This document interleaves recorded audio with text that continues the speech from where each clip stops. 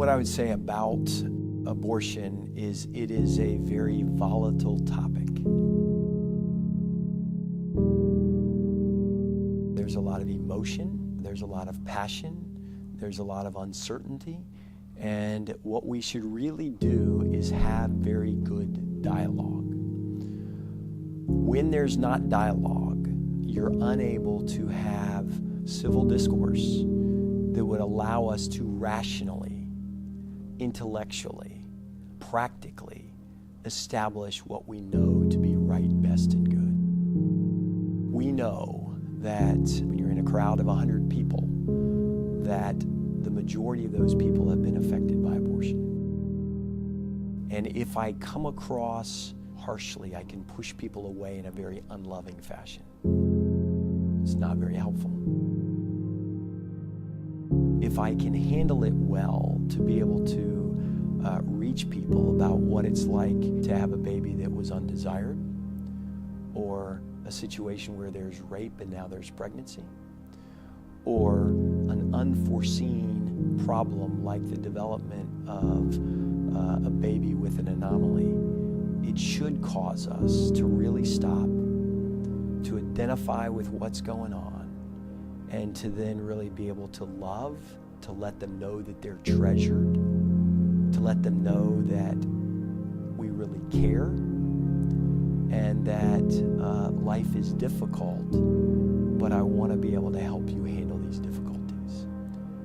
People understand that. Life is altered when there is trust that's established and when someone knows that they're loved and treasured. We should begin with that.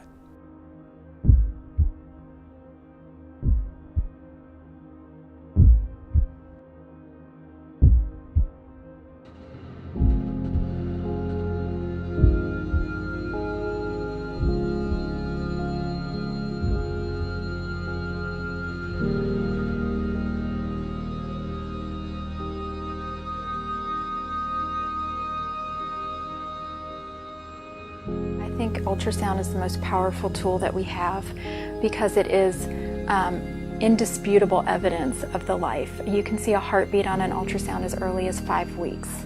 The heart at that age of gestation is the size of a poppy seed, and yet you can see it beating. And you can't deny that. So when you show that on the ultrasound screen to a woman, all of a sudden it becomes very real. And it becomes very obvious that it's not just a bunch of cells, it's not just a tissue, it is a living person with an actual heartbeat. So the whole idea of having a scientific definition of, when does life begin? We know it begins at conception. But with that, the political desires, societal pressures, individual desires, we can often try to rationalize that definition should be different. I really think that all of us know it begins there.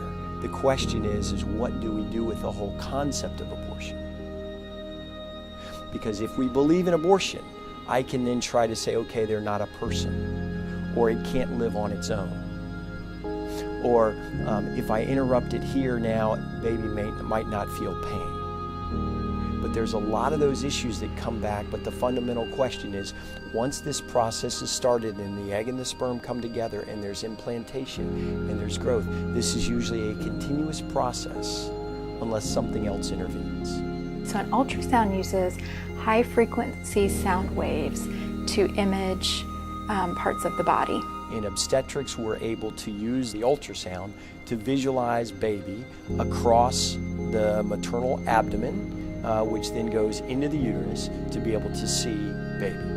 To actually realize and to see, even though it's small, I have measured embryos as tiny as like 5 to 7 millimeters. Very, very, very tiny. And you can see it on the screen. It's not huge, but you can see it, and you can see that little heart. And that realization it's like, wow, this is real. This is real. I can't deny this anymore. I had my first ultrasound. It was at a clinical, clinical setting. But what I remember about that first is I remember the heartbeat. you know, that I could hear it. I could audibly hear the heartbeat. Then you see that flicker and it's a heart, you know, and it's just like our heart that's beating in us, but it's so small, and it was an amazing feeling. It is concrete, it is objective, it's not subjective.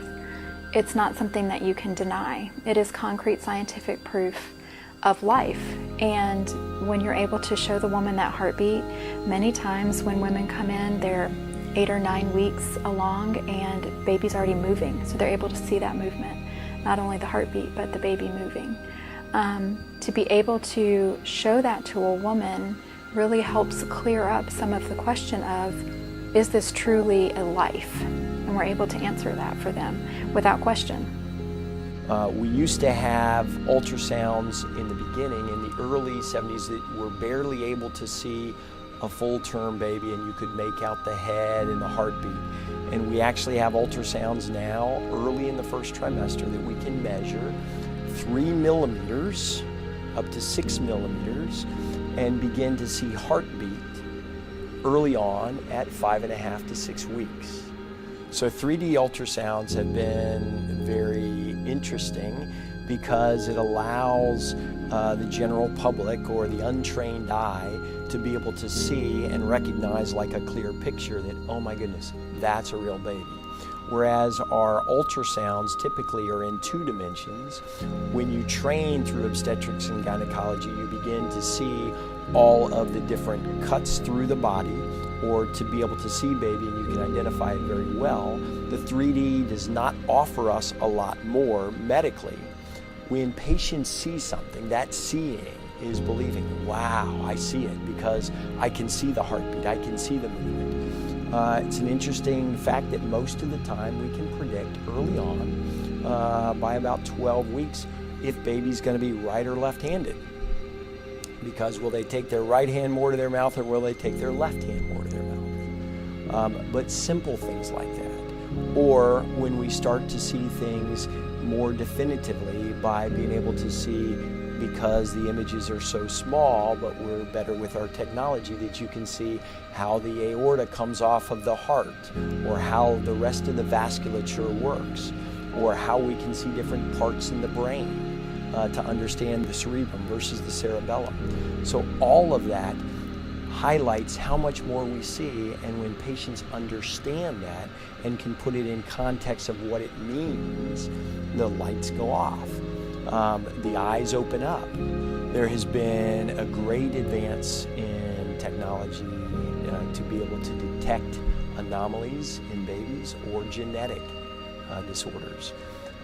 When I started, as I mentioned, there was abdominal ultrasounds or internal, what we would call a vaginal probe ultrasound, which were not nearly as good, and the technology has just grown. So that our basic ultrasounds now will assess a lot of individual organs for baby in utero, to look at cardiac anomalies. What does the left ventricle or the right ventricular outflow tracts, what do they look like? Because that can detect congenital heart anomalies. We are much better at determining if there's a problem with kidneys or a lack of fluid around baby, or even being able to pick up genetic anomalies like Down syndrome, because there are certain markers that we can pick up with an ultrasound. Ultrasound is helpful, but other technologies have grown so that we can pick up more so. We used to have just a blood test that was called a quad screen. Initially it was a triple screen, and then a quad screen that uses biomarkers to gauge as far as where these markers in mom's circulation should be according to baby. Then we advanced to what we call an amniocentesis, where you could actually use a needle to go inside the maternal abdomen and draw off cells, grow them in culture, and then determine what baby's chromosomal analysis would be. And even now we have what we call cell-free DNA, where you don't need ultrasound or you don't need other just biomarkers from mother, but you can actually draw mom's blood, and they can then assess the DNA of baby through mom's circulation and then screen, but test with pretty good certainty, like about 99%, if baby's going to have one of these chromosomal anomalies or not. But the technology has created even more decision power that you can decide everything. And if I decide everything, then I can decide whether I want to have a baby with any anomalies. If you're talking about Down syndrome, like in Iceland, that you can say, okay, we've eliminated it. Or I've eliminated, having any birth defects. So I never want a baby that's going to have club foot. So if I find a club foot, I can abort the baby because I don't want the hassle. I don't want to put my baby through the struggle of it. It's a very difficult question unless you're going to really stop, think deeply about what this means, how do I live life, and therefore what must I do? So the technology has grown rapidly over my career of 20 to 25 years, and it's been very helpful in some ways, but it's created a lot of uncertainty in other ways because it really sort of lays on the patient, oh my goodness, now what am I supposed to do? How do I handle something when I never expected this would go with my child? And it's often a big burden that can be placed on mom that is a heavy load to carry. Being in an unplanned pregnancy is a very scary position to be in. And so a lot of our women are dealing with denial of what is going on with their bodies and the reality of the life inside of them. And that's how they're coping with the situation. So we do have women who come in and they've been convinced that it is just a clump of cells or a clump of tissue. It's not actually living. That is something that we see. We offer ultrasound here to help the women to see their baby, to help them find out how far along they are, and to see if it is a viable pregnancy, if it is in the uterus, and if there is a heartbeat. It's crucial information for any woman who's pregnant, but for those who are considering abortion, sometimes they don't know how far along they are. Sometimes they don't really understand what abortion would look like, or they may not understand at what stage in the pregnancy that their baby is. So we do a lot of educating them on how to take care of themselves if they're going to continue with the pregnancy. We go over abortion procedure with them and talk some about legal aspects and making sure that they get good care if they decide to have an abortion. Just letting them know what that would look like, and also letting them know that if they choose to have the abortion, that we are still here, and we still want to be here for them and to help them through that. Most of our clients that come in are very confused. They're very unsure. They're being told many different things by many different people, and they're really not sure what to believe. And so when they come here to the pregnancy center, we're able to give them all of their options, and we're able to help them to see the reality of the life that's inside of them, concrete proof of that life. In the ultrasound, we have a big screen that they can see their baby on, and they're able to see how far their baby is developed, and a lot of times that's very eye-opening. They don't really know that their baby at that stage would be so developed. Seeing the heartbeat is really critical. That just really shows them life, and many times that the heartbeat, and sometimes if they're far enough along to see movement, that really will affect their decision, and that they will go ahead and choose life, seeing that it is life, and then they feel that they can't take that life. I have heard a woman say, I could never do that to my baby after seeing what's on that screen. Those were her words. I could never do that to my baby. Seeing that ultrasound helped her to realize that was a life, and she was starting to feel responsibility and ownership for that. A lot of times it's not a big aha moment. It's more quiet. You might see them shed a tear, but a lot of them who are considering abortion, I think they still have an idea that this is a life, this is a baby, but sometimes they're just in a situation that they feel that it's just overwhelming. But then when they actually see that life on the screen, I think it takes on a new meaning for them, and many of them will reconsider. That just confirmed my decision to keep the child because, you know, once you hear that sound, it's like that's a part of me, you know. And it wasn't my plan. It wasn't something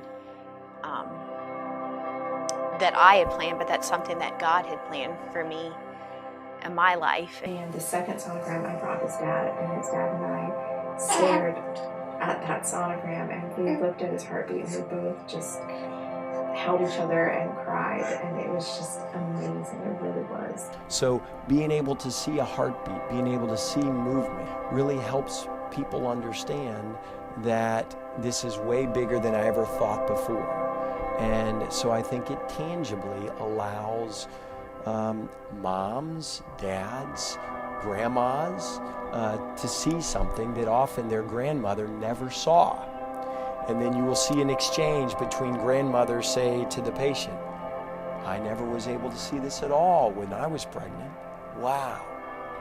So there's a real tangible conversion between being able to see and understand. And when that understanding is there, usually a lot more is involved where people think more about what this means to have a baby inside of me.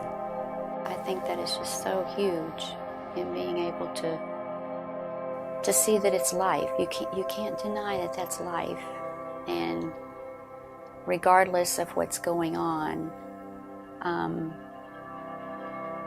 just that reality of God's creation is right there in front of you. And I've known women who have had abortions who have said had they had something like this when they were going through their abortion, they never would have chosen that. And so I do think it's just really important for them to be able to see and wish that more could see. I think it would make a big difference.